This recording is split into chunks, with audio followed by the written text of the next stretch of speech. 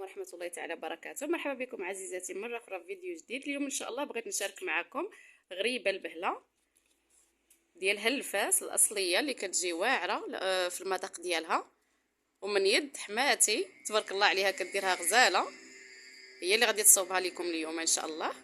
هنا درت هنايا 250 غرام ديال الزبدة، شوية ديال الملحة، كاس ديال السكر كلاصي، وكاس ديال السنيده، كاس د العنبه تعبروا به،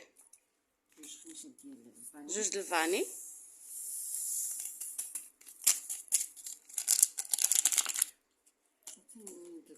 كتولي كريمه. يلا دلكيها، هي غادي دلكها دابا، دلكها باش غادي تطلق،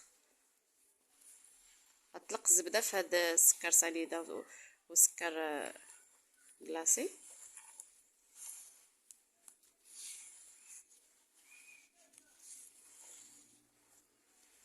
صافي كتبقى تدخل هاد السكر سنيده في الزبده حتى كتطلق.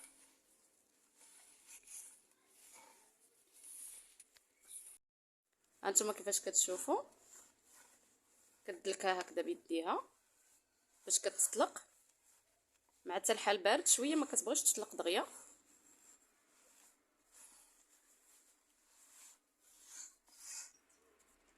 صافي دابا هنا من بعد ما جمعت داك الزبده مع السكر غادي تضيف كاس ديال الزيت، جوج كيسان ديال الزيت. ها هو الكاس الثاني. صافي كتطلقهم عاوتاني هاد الزيت كتطلقوا مع هاد الزبده وهاد السكر.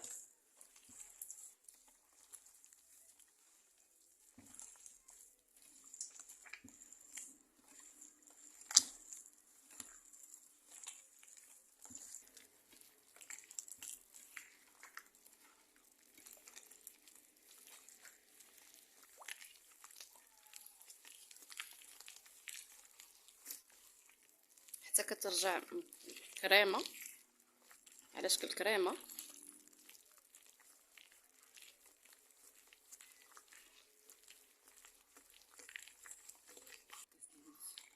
دابا هنا غادي تضيف واحد الكاس ديال اللوز مهرمش من بعد ما حمراتو، ياك حمراتو وعاد رمشاتو.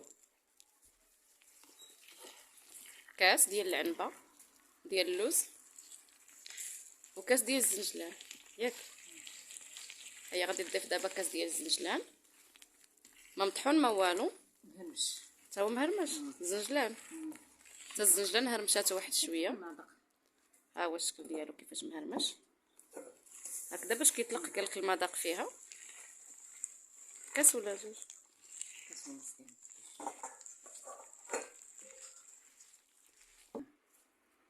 هي زادت واحد نص كاس ديال الزنجلان باش كتجي لذيذه وكتجي شويه فرفشه، هشيشه هشيشه مرمله.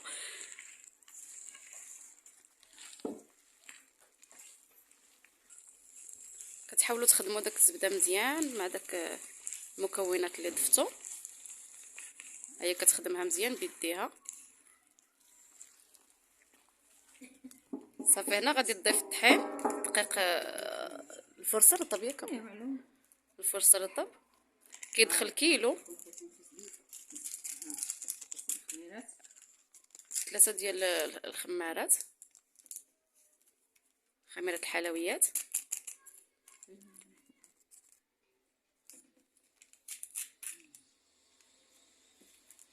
الدقيق راه ضروري ما كتغربلوه عاد كتضيفوه.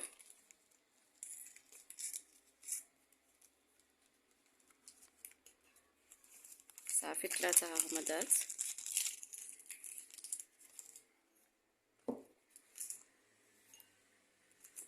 صافي كتبقى تدخل داك المكونات في الدقيق.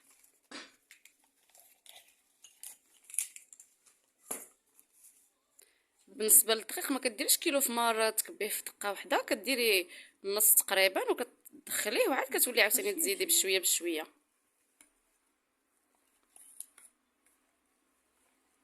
باش كيساعدك، اما الا كبيتيه في خطره غادي يعذبك.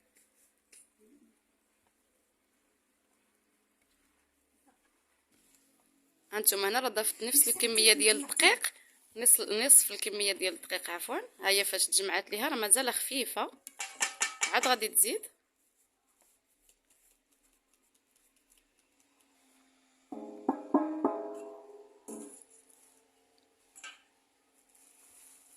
كتضيفي بشويه بشويه حتى كتشوفي العجينه تجمعات ليك.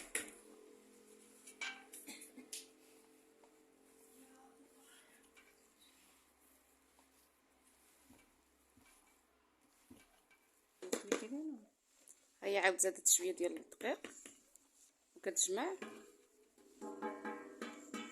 هي باش كتجي مرمله ياك ما كتجيش جاريه العجينه ديالها. ملي كتقوم ديرها تقورها كتبقى ديك الساعه كديكها باش عاد كتطلق. نديرها خدات دابا نبقى نديكها صافي. راه دخل هنايا كيلو ديال الدقيق. يعني بغات تكور كديرها هاك باش كتطلق في اليد.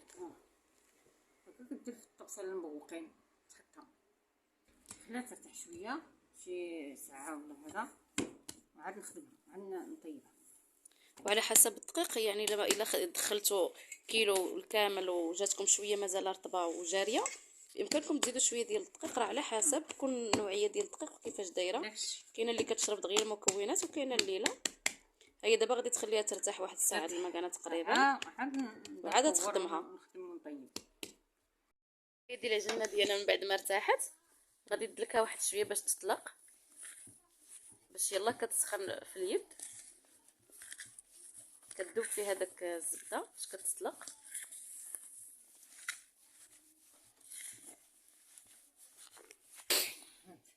يلا دابا كتبدا كتشكل هكذا.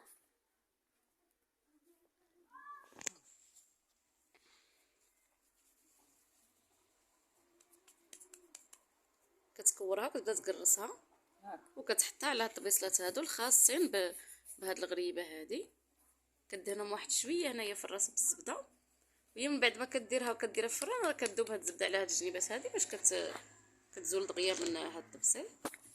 هانتوما كيفاش كتشكلها. كتكورها شويه في اليد وكتبدا تقرصها بهاد الطريقه. كتقاد لها الجنيبات وكتحطها هكذا من الفوق. صافي ما كتبركش عليها، كتحطها غير هكذايا من الفوق. هي ملي كتبدا طيب راه كتهبط لبلاصتها.